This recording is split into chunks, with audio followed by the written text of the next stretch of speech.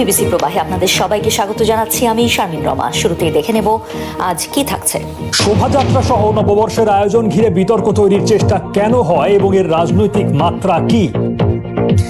শান্তি আলোচনা কোনো চুক্তি ছাড়াই শেষ হওয়ায় ইরান ও যুক্তরাষ্ট্র ইসরায়েলের যুদ্ধের পরিণতি কোন দিকে? এসব নিয়ে বাংলাদেশ ট্রেন্ডিং সঙ্গে আছেন বিশ্ববিদ্যালয়ের শিক্ষক সাইদ ফেরদৌস। তার কথা তো শুনবো, একই সাথে আপনারাও মতামত জানাতে পারেন বিবিসি বাংলার ইউটিউব, ফেসবুক, ইনস্টাগ্রাম ও এক্স হ্যান্ডেলে। এছাড়াও ভিজিট করুন বিবিসি বাংলার ওয়েবসাইট।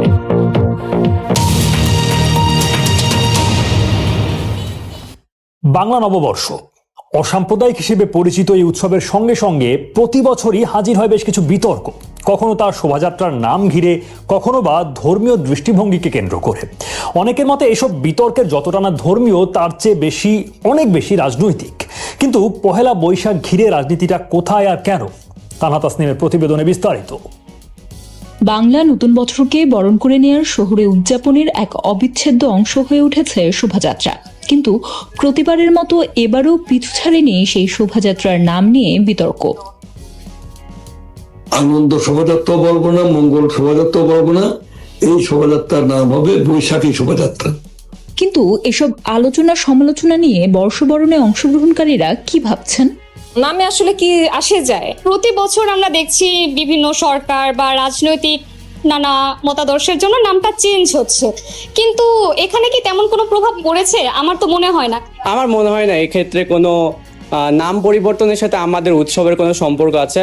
আসলে উৎসবটাই আমাদের আসল। হয়তো নামটাই চেঞ্জ হবে, কিন্তু মানুষের যে অনুভূতি, বাঙালি সংস্কৃতিকে ঘিরে মানুষের যে উচ্ছ্বাস, প্রাণবন্ত উচ্ছ্বাস, এগুলো আসলে থেকেই যাবে। এগুলোকে আসলে চেঞ্জ করা যাবে। যে সেলিব্রেট করবে বা যে অংশ নিতে চাবে সে যে কোনো অবস্থাতেই অংশগ্রহণ করবে, আর যে করবে না সে শুধুমাত্র অজুহাত খুঁজবে। নববর্ষের আমেজে প্রতি বছর বৈশাখ আসে, সঙ্গে করে নিয়ে আসে একরাশ বিতর্ক। কখনো তা হয় শোভাযাত্রার নাম নিয়ে, কখনো বা এই উৎসব ধর্মের সঙ্গে কতটা সাংঘর্ষিক সে প্রশ্নে। কিন্তু পর্যবেক্ষকরা বলছেন এসব বিতর্কের পুরোটা জুড়েই আছে রাজনীতি। যারা এটা পছন্দ করে না, যারা মনে করেন যে না, আমাদের সবকিছুই ইসলামী তাহাজিব তামাদ্দুন অনুযায়ী হতে হবে, তো তারা অন্যরকম মনে করেন। তারা এই সব কিছুকে, আমাদের দেশজ অনেক কিছুকেই তারা মনে করেন এগুলো হচ্ছে হিন্দু আইন, অতএব এটা বর্জন করতে হবে। তারা এই কথা বলবে। তো এইটার একটা রাজনীতি আছে। আমাদের এখানে বড় রাজনৈতিক দলগুলো তাদের প্রশ্রয়েই কিন্তু সবকিছু হয়। হ্যাঁ, ভালো কাজগুলো তারা করেন, খারাপ কাজগুলোকেও তারা প্রশ্রয় দেন, ফলে এই জিনিসটা আস্তে আস্তে বেড়েছে। চারুকলা থেকে বের করা শোভাযাত্রাটির আয়োজন হয় বিভাগটির শিক্ষক শিক্ষার্থীদের উদ্যোগে। কিন্তু গত 2 বছর ধরেই শোভাযাত্রার নাম কি হবে সে জবাব আসছে সরকারের তরফ থেকে। কেন? তাতে খুব একটা সমস্যা হওয়ার তো কথা না। মূল যে বৈশাখের যে শোভাযাত্রার যে চেতনার জায়গাটা, ওইটা অক্ষুণ্ণ আছে কিনা, ইনক্লুসিভ হচ্ছে কিনা, কালচারাল ডাইভার্সিটি আছে কিনা, সেই জিনিসগুলো আসলে মূল ব্যাপার। যদিও সরকারের এই অবস্থান নিয়ে প্রশ্ন তুলছেন মিস্টার আহমদ। সরকারের তরফ থেকে বলা হলো যে এটার নাম হবে বৈশাখী শোভাযাত্রা। এটা আনন্দ শোভাযাত্রা না মঙ্গল শোভাযাত্রা, তারা একটা মধ্যপন্থা নিলেন। কিন্তু এখানে প্রশ্নটা হলো, এই নাগরিক উদ্যোগের মধ্যে সরকার কেন নাক গলায়? কয়েক শতাব্দী ধরে বাংলা নববর্ষ উদযাপন হলেও সময়ের সাথে তাতে এসেছে বেশ কিছু পরিবর্তন। পাকিস্তান আমল ও 90-এর স্বৈরাচার বিরোধী আন্দোলনের সময় পহেলা বৈশাখের উদযাপন স্বৈরশাসকদের বিরুদ্ধে সাংস্কৃতিক হাতিয়ার হিসেবে ব্যবহৃত হয়েছে। ফলে একভাবে বলতে গেলে শুরু থেকেই সাংস্কৃতিক এই আয়োজনের রাজনৈতিক সংশ্লিষ্টতা সবসময়ই ছিল, কিন্তু সেটি এখন ভিন্ন রূপ নিচ্ছে বলে মনে করছেন বিশ্লেষকরা। এই যে বলতেছে যে আপনার রিলিজিয়াস ফেনোমেনার কথা বলা হচ্ছে, এটা কি সাধারণ মানুষের কাছে কোনো ইম্প্যাক্ট আছে? কোনো ইম্প্যাক্ট নাই। তারা কিন্তু আনন্দ উৎসবই করতে চাচ্ছে। এখানে রিলিজিয়নের কোনো রকমের কোনো ব্যত্যয় এখানে তো ঘটছে না। হ্যাঁ, যদি রিলিজিয়নের কোনো ব্যত্যয় ঘটে তখন তারা বলতে পারেন, কিন্তু রিলিজিয়নের যে পর্যন্ত কোনো ব্যত্যয় না ঘটবে সেটা তো এটা বলা ঠিক না। বাংলাদেশ মুসলিম সংখ্যাগরিষ্ঠ হওয়ায় ধরেই নেওয়া যায় শোভাযাত্রায় অংশগ্রহণকারীদের সিংহভাগ ইসলাম ধর্মাবলম্বী। 30 বছর ধরে চলে আসা এই আয়োজনে অংশ নেওয়ার সময় তাদের যে ধর্মীয় অনুভূতিতে আঘাত আসেনি, শোভাযাত্রায় জনসাধারণের উপস্থিতি তা জানান দেয়। তারপরও বিষয়টির সাথে ধর্মের সংযোগ করে কেন বিতর্ক তৈরি করা হয়? সিম্পলি বোর্ড বিবেচনার ঘাটতি। আমরা কি এটাকে রাজনীতিকরণ করতে খুব ভালোবাসি, এটাকে রাজনীতিকরণ করছি, এর মধ্যে আমি রাজনৈতিক কিছু দেখি না। এটাকে অকারণে অযথা রাজনীতিকরণ করা হচ্ছে। তারা কি কোনো অল্টারনেটিভ কালচারাল প্রোগ্রাম দিয়েছে? আমরা চয়েস করব কোনটা, যেটা চলে আসছে আমাদের, এইটার যদি অল্টারনেটিভ কোনো কালচার তারা দিয়েছেন, তাহলে আপনাকে আমি সমালোচনা করব। আমি আপনার যে ন্যারেটিভ, তার একটা পাল্টা ন্যারেটিভ না দিতে পারি যদি, তাহলে কিভাবে? ধর্ম নিয়ে এই বিতর্ককে সাধারণ মানুষ কিভাবে দেখছেন? পুরোপুরি মাইন্ডসেটের উপরে মানুষজনের, মানে কেউ এটাকে ধর্ম দিয়ে আটকানোর চেষ্টা করছে, বাট কেউ এটাকে নর্মালি জাস্ট একটা কালচারাল সাইডটাকে ইমপ্রুভ করার জন্য দেখছে। বাট এখানে ধর্ম নিয়ে আসার আমি কোনো কারণ দেখি না। এটাকে আমি অবশ্যই বাড়াবাড়ি হিসেবে দেখি। সংস্কৃতি হচ্ছে সংস্কৃতির জায়গায়, ধর্ম ধর্মের জায়গায়, এই দুইটাকে কখনোই মেলানো যাবে না। মানুষের চিন্তাধারা নানানভাবে প্রভাবিত করতেছে মানুষকে। এই কারণেই আমরা এক একজন এক এক কথা বলি, যার কারণে একটা সংঘাত সৃষ্টি হচ্ছে। এখানে ধর্মের সাথে সংস্কৃতির তো কোনোভাবেই মেলানো যায় না। ধর্মের জায়গায়, আমার সংস্কৃতির জায়গায়। বলা হয় বাঙালি উৎসবপ্রিয় জাতি, আর বৈশাখ ঘিরে এত উদযাপন সেই বৈশিষ্ট্যেরই বহিঃপ্রকাশ। ফলে এই আয়োজনটি যতই বিতর্কিত করার চেষ্টা হোক না কেন, তাতে অংশগ্রহণকারীদের উচ্ছ্বাসের কমতি হবে না বলছেন বিশ্লেষকরা। Tanha Tasnim, BBC news Bangla. বিশ্ববিদ্যালয়ের শিক্ষক সাইদ ফেরদৌস সঙ্গে আছেন, তার কাছে যাচ্ছি। অধ্যাপক সাইদ ফেরদৌস, শোভাযাত্রা বা তার আগে থেকে বর্ষবরণের যে সাংস্কৃতিক আয়োজন, তার একটা রাজনৈতিক মাত্রা তো ছিলই, তবে সেটা আজকে পর্যায়ে এসে ঠেকেছে কেন, যেখানে এটা পাপ পুণ্য গ্রহণ বর্জনের একেবারে বাইনারি প্রশ্নে এসে দাঁড়াচ্ছে? কিভাবে বিবর্তনটা হয়েছে? ধন্যবাদ আপনাকে। আসলে দেখুন, এটা একটা নির্দিষ্ট সময়ের ঘটনা। আমরা এই বছর এবং গত বছর বৈশাখ নিয়ে যত বিতর্ক দেখেছি, তার আগে পরে কিন্তু বৈশাখ নিয়ে এত এরকম বিতর্ক, হ্যাঁ, নানা সময় এসছে।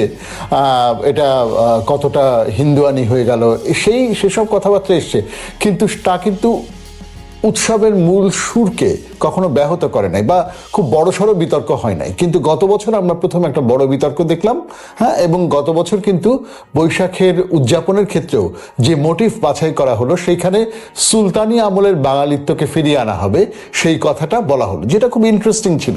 যে সত্যিই তো সুলতানি আমলের যে বাঙালিত্ব, তার যে বৈশিষ্ট্য, সেটাকে যদি ঐতিহাসিকভাবে ধারণ করা হয় এবং উৎসবে অনুবাদ করা হয়, সেটা খুব গুরুত্বপূর্ণ। এবারের ক্ষেত্রে এই যে নাম নিয়ে ধরেন আনন্দ বা মঙ্গল, আমি স্পষ্টত মনে করি যে কোনো কিছুই রাজনৈতিক।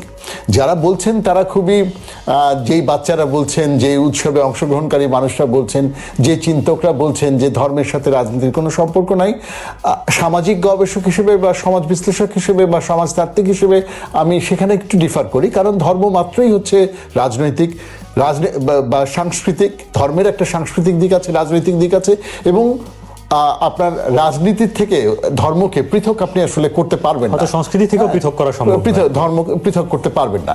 এখন কথা হচ্ছে যে একই সাথে এই ভূখণ্ডের একটা বিরাট অংশের মানুষ একই সাথে আরব দেশ থেকে আসা একটা ধর্মকে এই ভূখণ্ডের মতো করে নিয়ে অ্যাডপ্ট করেছে।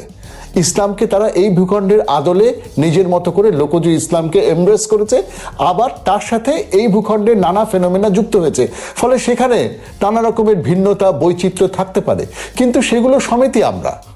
যদি বলেন সংঘর্ষও থাকতে পারে, কিন্তু সেগুলো সমেত আমরা। তাহলে ধর্মীয় দৃষ্টিভঙ্গিতে তাহলে এই খারিজ করার এই প্রবণতাকে, তাহলে এক্স্যাক্টলি, তাহলে এই বিতর্ক এখন এই খারিজ বা মুখোমুখি দাঁড়িয়ে যাওয়াটা কেন হলো? আমি বুঝি যে একেবারে রাজনৈতিক মাঠে গত 2 বছরে যা কিছু ঘটেছে, একটা ভলাটাইল পরিস্থিতি, একটা উত্তপ্ত পরিস্থিতি, এবং রাজনীতির মাঠে ধরেন দীর্ঘ 17 বছর ধরে আওয়ামী লীগ ছিল, যারা নিজেদেরকে সেকুলারিজমের চ্যাম্পিয়ন বলে, যারা নিজেদেরকে এই বাঙালিত্ব উদযাপনের, বর্ষবরণের উৎসব উদযাপনের, যেই উৎসব একসময় পাকিস্তানের বিরুদ্ধে, ঔপনিবেশিকতার বিরুদ্ধে লড়াইয়ের স্মারক ছিল, সেই উৎসব একদল মানুষের কাছে আওয়ামী লীগের কারণে, আওয়ামী লীগের অপশাসনের কারণে অন্যদিকে একদল মানুষের কাছে বলা সম্ভব হয়েছে যে এই উৎসবের নামে আওয়ামী লীগ আসলে এক ধরনের বাঙালিত্বকে চাপিয়ে দেয়, যেটা মুসলমানিত্বকে থেকে দূরে সরিয়ে নেয়। এটা একদমই আওয়ামী রাজনীতির সাথে যে বিরোধিতা, আওয়ামী অপশাসনের যে বিরোধিতা, সেইটাকে সামনে আনতে গিয়ে একদল এই উৎসবকে আওয়ামী শাসনের সমার্থক করে তুললো বা তার সাথে একাকার করে ফেললো। কিন্তু এটা তো খুবই দুঃখজনক যে এই উৎসবের এই র্যালিতে বহু মানুষ যায়, যারা দল, মত, ধর্ম, বর্ণ নির্বিশেষে আওয়ামী লীগের সাথে, এমনকি আমি নিজে এই উৎসবে যখন সামিল হই, আমি জাতীয়তাবাদী নই, কিন্তু আমি ঠিকই এই উৎসবে সামিল হই। তো সেটা খুব গুরুত্বপূর্ণ। এখন একজন বিশ্লেষক মহিউদ্দিন আহমদ বলছেন, নাগরিক উদ্যোগে রাষ্ট্রের হস্তক্ষেপের কথা। এখন খুব ভালো। নিরাপত্তা বিধানের প্রশ্নে তো আবার রাষ্ট্রের উপস্থিতি অবধারিত হয়ে চলে আসে, যেহেতু না। নিরাপত্তার প্রশ্ন তার। সেখানে হস্তক্ষেপে বাড়তি বা অযাচিত বিষয়গুলো আসলে কিভাবে উপস্থিত হয় বা সামনে আসে? দেখুন, রাষ্ট্র তো নিরপেক্ষ কিছু না। হ্যাঁ, আমরা আশা করি উনি যে কথাটা বলেছেন সেটা হচ্ছে উনি রাষ্ট্রের কাছ থেকে একটা নিরপেক্ষ ভূমিকা আশা করছেন, কিন্তু রাষ্ট্র মাত্রই তো আসলে তারও একটা পক্ষপাত আছে, তাই না? একটা রাজনৈতিক চরিত্র আছে। ফলে এই মুহূর্তে যারা রাষ্ট্রের কর্ণধার, এই মুহূর্তে যারা সরকারে আছেন, যারা দায়িত্বশীল, তারা তো বিগত রেজিম, নামে কিছুই আসে যায় না কিন্তু নামে অনেক কিছু আসে যায়। ওই নামটা থাকলে, ওই রাজনীতি, ওই সময় ইত্যাদি ইত্যাদি, ফলে ওই নামটাকে মুছে ফেলে আমরা একটা অন্য নাম দেব। এই নামটা আমাদের দেওয়া, এই সময়টা, মানে এই যে ধরেন এটা, ফলে সেখান থেকে। কিন্তু উনি ঠিকই বলেছেন, আমরা চাই যে জনমানুষের উৎসবে রাষ্ট্র আরেকটু দূরে থাকুক। সেটা আওয়ামী লীগের চালানো রাষ্ট্রই হোক, বিএনপির চালানো রাষ্ট্রই হোক, আর জামাতে ইসলামী বা অন্য যে কেউ আসুক, রাষ্ট্র জনগণের এই উৎসবে হস্তক্ষেপ না করুক। গণঅভ্যুত্থানের পর বিগত নির্বাচনের এই মধ্য দিয়ে ধর্মভিত্তিক রাজনৈতিক শক্তিগুলো একেবারেই প্রধান দুই পক্ষের একটা হিসেবে সামনে এসেছে। তাদের দিক থেকে এই বিষয়টিকে অ্যাড্রেস করার কোনো বাড়তি দায় দেখেন কিনা? অবশ্যই তাদের খুবই গুরুত্বপূর্ণ দায়, কেননা তাদের কথায় বহু মানুষ উজ্জীবিত হয়, তাদের কথায় বহু মানুষ পথের দিশা খোঁজে। এই প্রশ্নগুলো নিয়ে তাদের এখতিয়ারকে হয়তো অনেকে এবং তাদের অনেকের, তারা সাংগঠনিকভাবে কোনো বক্তব্য না দিলেও নানা সময় তাদের যে মাঠে তাদের যে অবস্থান, মেঠো রাজনীতিতে তাদের যে অবস্থান, সেই অবস্থান দ্বারা উদ্বুদ্ধ হয়ে মানুষজন নানা রকমের অ্যাকশন করে। আপনি কথায় কথায় অমুক প্রতিষ্ঠানকে ভারতের দালাল বলে দিচ্ছেন, আপনি কথায় কথায় ছায়ানট কিংবা উদিচি কিংবা প্রথম আলোকে আপনি দিল্লির বানিয়ে দিচ্ছেন। তো এটার সাথে তো অবশ্যই মাঠের রাজনীতির একটা সম্পর্ক আছে।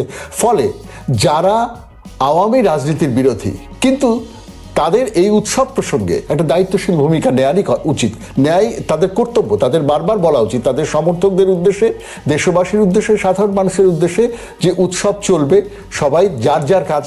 এই দেশটা তো সবার, এই দেশটা সবার। ফলে আপনি এটাকে মুসলমানের উৎসব না মনে করলে, আপনি মুসলমান হিসেবে যদি না যেতে চান, যাবেন না, কিন্তু যে যেতে চায় তাকে যেতে দিন, যে উৎসব করতে চায় তাকে উৎসব করতে দিন। এই বার্তাটা সকল রাজনৈতিক দল, বিশেষ করে ধর্মভিত্তিক রাজনৈতিক দলগুলোর থেকে বড় হয়ে আসা উচিত। পাকিস্তানে যুক্তরাষ্ট্র ইরান আলোচনার পর কোনো চুক্তি না হওয়ায় অনিশ্চয়তা বেড়েছে। হরমুজ প্রণালীতে অবরোধের ঘোষণা দিয়েছেন মার্কিন প্রেসিডেন্ট ডোনাল্ড ট্রাম্প। এরপরে সামনে কি, জেনে নেই অর্চতন রিলার কাছ থেকে। ৪৭ বছরের শত্রুতার অবসান ঘটাতে মাত্র ২১ ঘন্টা যথেষ্ট ছিল না। জটিলতার পরিধি এত ব্যাপক আর পারস্পরিক অবিশ্বাস ও অনাস্থা এত গভীর যে এক ম্যারাথন বৈঠকেই সমাধান হওয়ার কথাও না। বিবিসির প্রধান আন্তর্জাতিক সংবাদদাতা লিস ডুসেট উল্লেখ করছেন, যুক্তরাষ্ট্র থেকে ক্রমাগতই ইরানের বিষয়ে কঠোর অবস্থান প্রকাশ পেয়েছে। আর ইরানের ক্ষয়ক্ষতি হলেও আলটিমেটাম বা চাপের মুখে ইরানের নতি স্বীকার বা আত্মসমর্পণ করার মনোভাব ছিল না। Effectively, there are two blockades of. এখন যেহেতু হরমুজ প্রণালীতে কার্যত দুটি অবরোধ রয়েছে, একটি ইরানের এবং অন্যটি আমেরিকার, তাতে এই ঝুঁকি বেড়ে যায় যে কোনো এক পক্ষ ভুলবশত বা ইচ্ছাকৃতভাবে অস্ত্র চালিয়ে ফেললে একটি বিপজ্জনক পরিস্থিতি তৈরি হতে পারে। অবশ্য তাদের আবার আলোচনায় ফেরার সম্ভাবনাও আছে। প্রেসিডেন্ট ট্রাম্প এবং ইরানি কর্মকর্তারা উভয়ই বলছেন যে তারা আলোচনা টেবিলে ফিরতে প্রস্তুত। ইরানের পারমাণবিক কর্মসূচির ক্ষেত্রে উভয় পক্ষেরই খুব বড় রেড লাইন রয়েছে এবং কোনো পক্ষই দ্রুত, সহজে বা আদৌ নমনীয় হতে পারবে না বা ইচ্ছুক নয়, যার অর্থ হলো এই মুহূর্তে আলোচনার পরিবর্তে পরিস্থিতি আরো উত্তপ্ত হতে পারে। বিবিসি জানতে পেরেছে যে আনুষ্ঠানিক আলোচনা শেষ হয়ে যাওয়ার পরেও পাকিস্তানের মাধ্যমে ইরানি ও মার্কিন প্রতিনিধিদের মধ্যে পরোক্ষ আলোচনা অব্যাহত রয়েছে। তবে আমেরিকা আরো কঠোর পদক্ষেপে গেলে নিজ দেশে আমেরিকানদের অসন্তোষ, বিশ্ব বাণিজ্যে প্রভাব এবং ইরানের প্রতিরোধ বিবেচনায় পরিস্থিতি সহজ হবে না। এ বিষয়ে কিছুক্ষণ আগে আমাদের কথা হয়েছে নিরাপত্তা বিশেষজ্ঞ সৈয়দ মাহমুদ আলীর সঙ্গে। শুনে নেওয়া যাক তিনি কি বলেছেন। আমাদের সঙ্গে রয়েছেন নিরাপত্তা বিশেষজ্ঞ সৈয়দ মাহমুদ আলী, কথা বলা যাক তার সঙ্গে। সৈয়দ মাহমুদ আলী, আপনাকে স্বাগত বাংলাদেশ ট্রেন্ডিংয়ে। ইরান এবং যুক্তরাষ্ট্রের মধ্যে আলোচনা কোনো রকম চুক্তি ছাড়াই শেষ পর্যন্ত শেষ হলো এবং দুই পক্ষ এখনো পাল্টাপাল্টি হুমকি দিয়ে চলেছে পরস্পরকে। ফলে ঠিক কোন পরিস্থিতিতে এখন দাঁড়িয়ে আছে মধ্যপ্রাচ্য? আমি বলবো না যে নতুন করে যুদ্ধ শুরু হতে যাচ্ছে। উভয় পক্ষই পরস্পরের উপরে চাপ প্রয়োগ করছে যাতে করে যেন প্রতিদ্বন্দ্বী পক্ষ 22শে এপ্রিল এই যুদ্ধ বিরতির মেয়াদ শেষ হবার আগেই নতুন করে আবার আলাপ আলোচনা বসতে সম্মত হয়। সে কারণেই এই অবরোধ পাল্টা অবরোধের একটা প্রক্রিয়া আমরা দেখতে পাচ্ছি। আলোচনার ক্ষেত্রে কোন বিষয়গুলো প্রাধান্য পেয়েছিল এবং কোন জায়গায় মতানৈক্য শেষ পর্যন্ত আলোচনাটাকে ভেস্তে দিয়েছে বলা চলে, আর এখন দর কষাকষির মতো ঠিক কি বিষয় রয়েছে দেশগুলোর হাতে? দেখুন, মার্কিন যুক্তরাষ্ট্রের 15 দফা শর্তাবলী এবং ইরান সরকারের 10 দফা শর্তাবলীর মধ্যে ব্যাপক ব্যবধান ছিল। তার মধ্যে তিনটি সবচাইতে বড় এবং গুরুত্বপূর্ণ বিষয় যেখানে তাদের মধ্যে কোন রকম আপোষ সম্ভব হয়নি, সেই তিনটি বিষয় এখনো রয়ে গেছে। প্রথমত, যুক্তরাষ্ট্র দাবি করেছে যে ইরান যেন কোনোভাবেই ইউরেনিয়াম পরিশোধন আর না করে বা না করতে পারে, সেটা মেনে নিতে হবে। ইরান বলেছে তারা সেটা মানবে না, এই কারণে যে একটি স্বাধীন সার্বভৌম রাষ্ট্র হিসেবে এটা করার শান্তিপূর্ণ কাজে ব্যবহারের তাদের অধিকার রয়েছে, ন্যায্য অধিকার রয়েছে নিউক্লিয়ার নন প্রলিফারেশন ট্রিটির স্বাক্ষরদাতা রাষ্ট্র হিসেবে, কাজে এই অধিকার তারা ছাড়বে না। দ্বিতীয় প্রশ্ন ছিল যে যুক্তরাষ্ট্র দাবি করেছিল ইরান যেন আর কখনো কোন রকম ব্যালিস্টিক ক্ষেপণাস্ত্র নির্মাণ না করতে পারে এবং না করে। ইরান ধরে নিয়েছে এবং বলেছে যে তার জাতীয় স্বার্থ এবং জাতীয় নিরাপত্তার জন্য এই অস্ত্র নির্মাণ করার প্রয়োজন তাদের জন্য অসীমভাবে গুরুত্বপূর্ণ এবং এই অধিকার তারা কোনোভাবেই আপোস করবে না। এটা গেল 2 নম্বর। আর 3 নম্বর ছিল হরমুজ প্রণালী দিয়ে আমরা জানি যে বিশ্বের যে সরবরাহ রয়েছে জ্বালানি তেল এবং এলএনজি, এগুলো সরবরাহের প্রায় 1/5 এই হরমুজ প্রণালী দিয়ে বিশ্বের বাজারে যায়।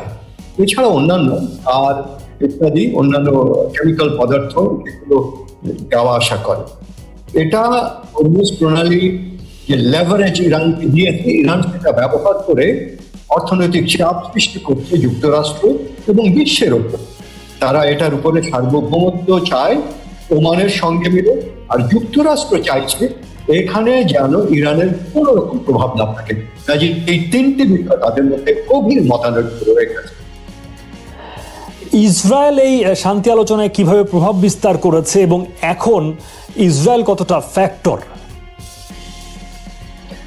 আমরা জানি যে ইসরায়েলের মুখেই প্রেসিডেন্ট ডোনাল্ড ট্রাম্প এই যুদ্ধ শুরু করেন। এই বছর নয়, গত বছর জুন মাসে ইসরায়েলি ছাত্রমন্ত্রী তিনি করেছিলেন, সেটা আলাপ আলোচনা চলাকালীন। এবছরও আলাপ আলোচনা চলাকালীন আবার ইসরায়েলের সঙ্গে মিলে ইরানের উপর হামলা চালায়। আমরা জানি যে ইসরায়েল এই যুদ্ধ শুরু করা এবং শেষ না করার পিছনে একটি বড় ফ্যাক্টর। ইসরায়েল চাইবে না যে তাদের যে লক্ষ্যবস্তু রয়েছে, যেটা হলো ইরানের সব ধরনের সামরিক প্রস্তুতির অবসান না হওয়া পর্যন্ত যেন এই যুদ্ধ শেষ না হয়।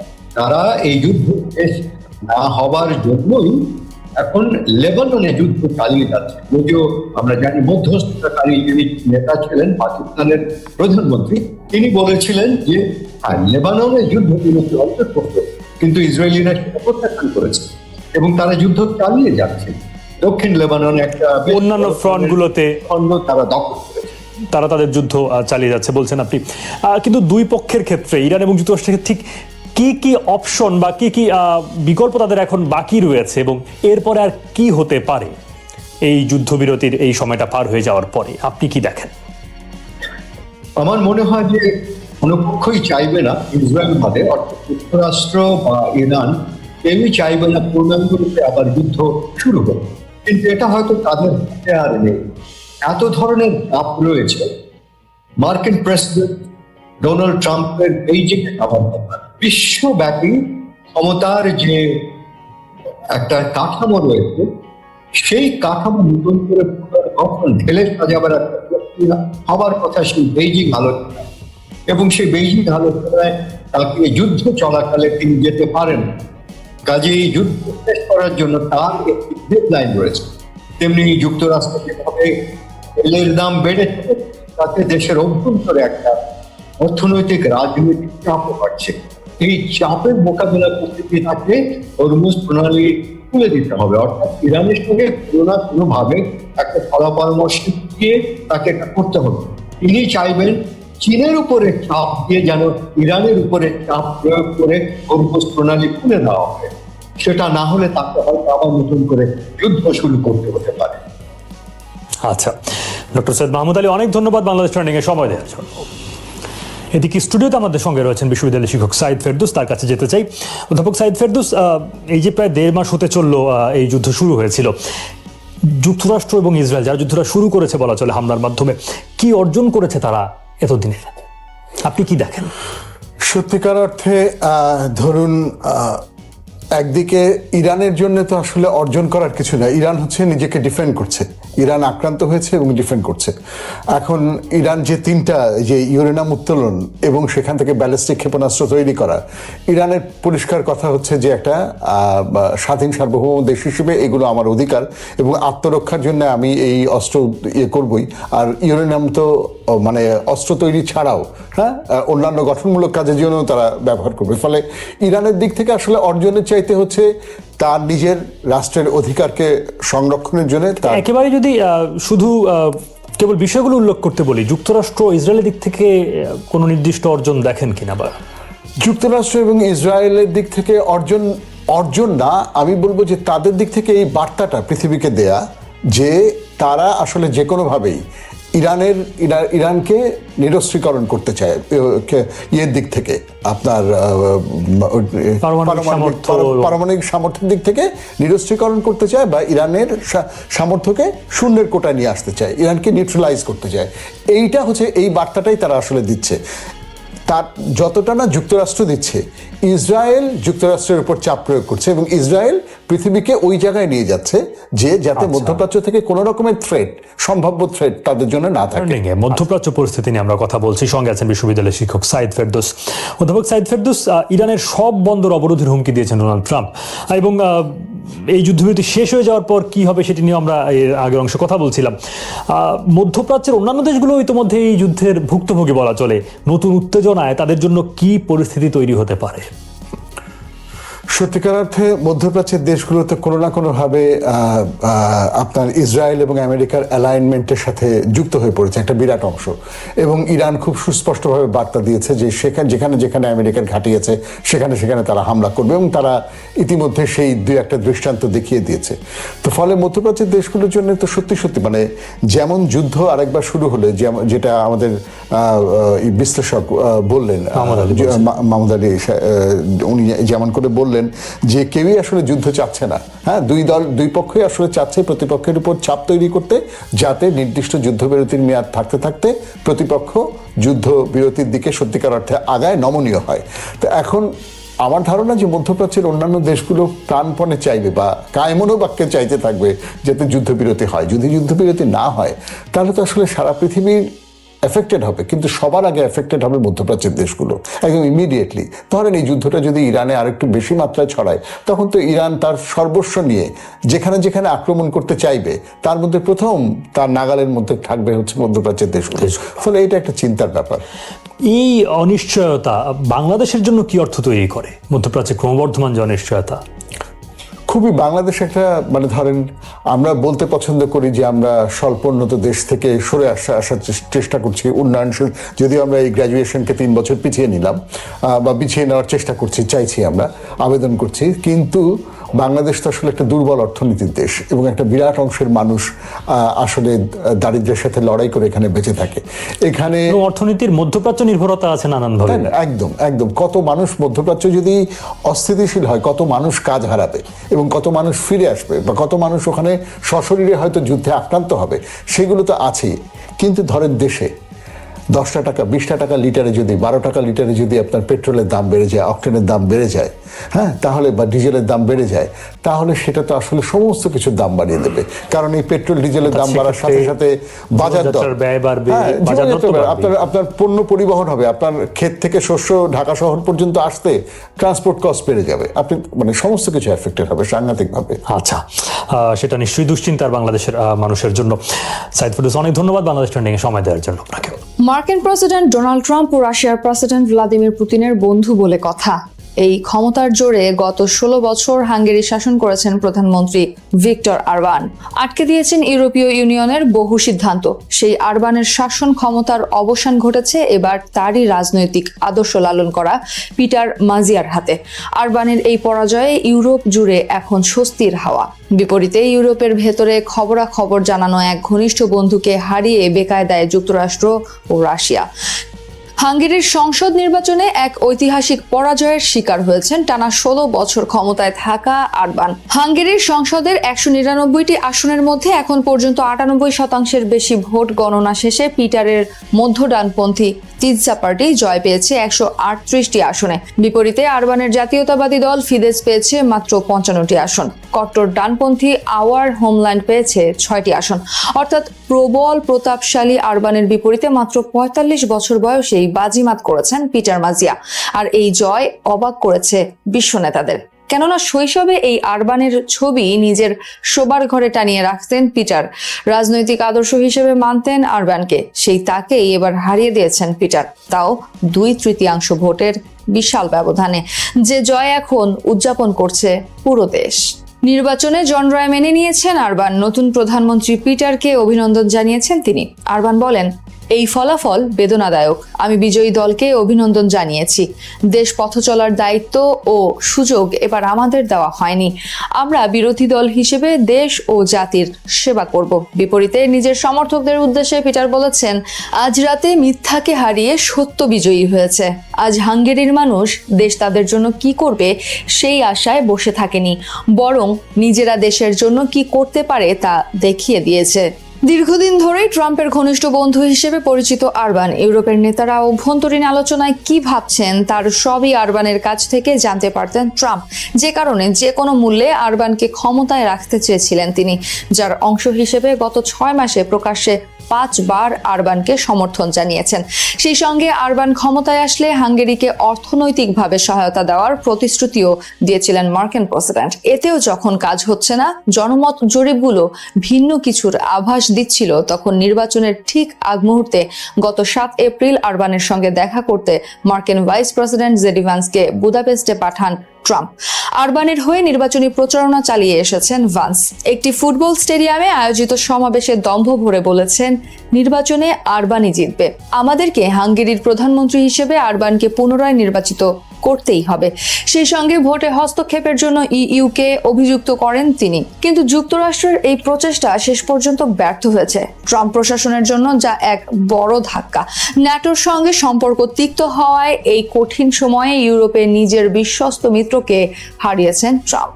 অরবানের এই পরাজয়ে তিনি নিজে না যতটা ক্ষতিগ্রস্ত হয়েছেন, তার চেয়ে বেশি ক্ষতিগ্রস্ত হয়েছেন রুশ প্রেসিডেন্ট ভ্লাদিমির পুতিন। কেননা ইউরোপীয় ইউনিয়নের কেন্দ্রস্থলে থাকা একমাত্র বিশ্বস্ত মিত্র ছিলেন এই অরবান, যে কিনা রাশিয়ার বিরুদ্ধে ইউরোপের অভ্যন্তরীণ তথ্য পুতিনকে জানাতেন। পুতিন সেই মোতাবেক আগে থেকেই সতর্ক হওয়ার সুযোগ পেতেন। আর এই সম্পর্ক কতটা ঘনিষ্ঠ সেটি উঠে এসেছে সাম্প্রতিক সময়ের বিভিন্ন গণমাধ্যমে, যেখানে বলা হয়েছে সাম্প্রতিক মাসগুলোতে হাঙ্গেরির পররাষ্ট্রমন্ত্রী পেতের সিজার্তো এবং রুশ পররাষ্ট্রমন্ত্রী সের্গেই ল্যাভরভের মধ্যে নিয়মিত টেলিফোনে যোগাযোগ হতো। তারা দুজন রাশিয়ার বিরুদ্ধে ইইউর নিষেধাজ্ঞা আরোপের অভ্যন্তরীণ আলোচনার বিষয়ে কথা বলেছেন। শুধু তাই নয়, সিজার্তোর হাঙ্গেরীয় দূতাবাসের মাধ্যমে ইউরোপের গোপনীয় নথিও ল্যাভরভকে সরবরাহ করার প্রতিশ্রুতি দিয়েছিলেন। সাম্প্রতিক সময়ে ইউরোপীয় ইউনিয়নে থেকেও এ জোটের অন্যতম বিরোধী পক্ষ হয়ে উঠেছিলেন অরবান। ইউক্রেনের জন্য ইইউ এর আর্থিক সহায়তা সহ ব্রাসেলসের গুরুত্বপূর্ণ সিদ্ধান্তগুলোতে ভেটো দিতেন অরবান।